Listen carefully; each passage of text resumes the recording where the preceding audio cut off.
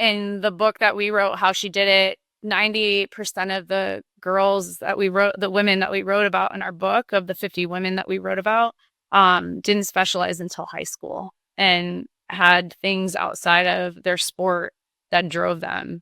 And I think that can be um, evident in David Epstein's book Range, when he's talking about the over specialization of people in general, and they focused on those athletes too, and the the top athletes in the world, and like they weren't all focused on one sport until end of high school. So I think um, it's it's hard though to play out sometimes as a parent, because everything has has become so specialized, or it's a big commitment for some of these things. Like if you do decide to make that jump into club, it can be a money grab sometimes, and it can be it can feel like you don't have the you don't have the time or energy to be able to do out things outside of it. I think when I was coaching middle school this year, I found it to be eye-opening in terms of, and this is something I'd love to do in the future, but like just kids are growing up so different than how we did, where they're not moving, like kids aren't playing outside in the front yard anymore. They're not down at the park.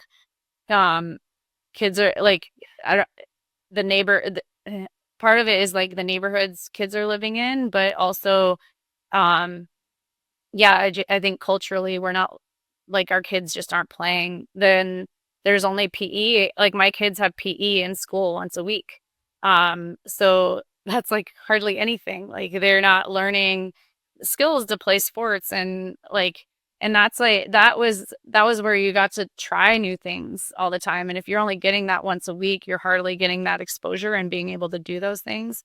And then rec sports are becoming more and more obsolete. So you're not getting low, like those were rec sports are important because it doesn't cost as much. It's not a high stress environment. It's where you're able to try things that like with and fail and not feel, like not feel this It huge doesn't burden. cost a mortgage for you to fail.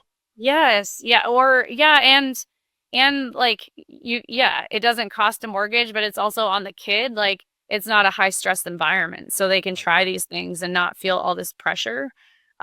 Where now everything's changing um to club, and there's a big financial commitment to that for families, and it's it's a much more high stress environment because they're traveling to games, they're committed to like practice 3-4 days a week, and it doesn't give them opportunity to try things outside of it a lot of times, because that's a huge commitment for families.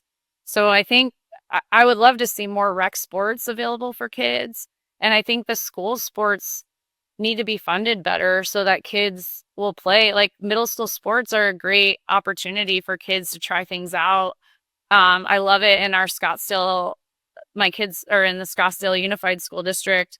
In the first 4 weeks, every kid, there's no cuts, so every kid gets to try it, and then they do cuts for JV and varsity. So everyone gets to play for the first 4 to 6 weeks, and then they start doing the team, like it goes to a team.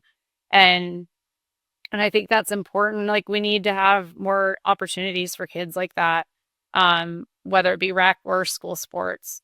Because just coaching cross country and track this year, a lot of the kids that were coming in, it was their first time ever playing, ever trying a sport. And and and a lot of them are nervous, and they put up walls, and they're afraid to fail, or they're afraid to like expose themselves a little bit and try things.